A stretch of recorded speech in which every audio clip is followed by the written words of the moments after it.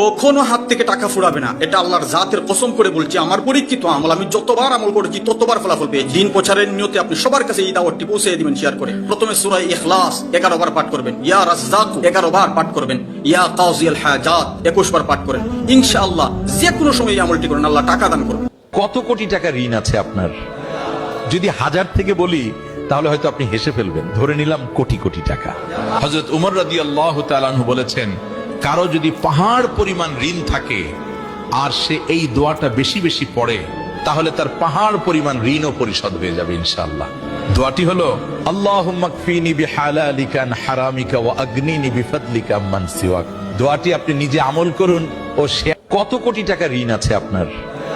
যদি 1000 থেকে বলি তাহলে হয়তো আপনি হেসে ফেলবেন। ধরে নিলাম কোটি কোটি টাকা। হযরত উমর রাদিয়াল্লাহু তাআলা আনহু বলেছেন, কারো যদি পাহাড় পরিমাণ ঋণ থাকে আর সে এই দোয়াটা বেশি বেশি পড়ে, তাহলে তার পাহাড় পরিমাণ ঋণও পরিশোধ হয়ে যাবে ইনশাআল্লাহ।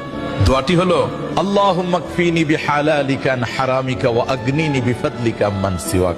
দোয়াটি আপনি নিজে আমল করুন ও সে কত কোটি টাকা ঋণ আছে আপনার? যদি 1000 থেকে বলি তাহলে হয়তো আপনি হেসে ফেলবেন। ধরে নিলাম কোটি কোটি টাকা। হযরত উমর রাদিয়াল্লাহু তাআলা আনহু বলেছেন, কারো যদি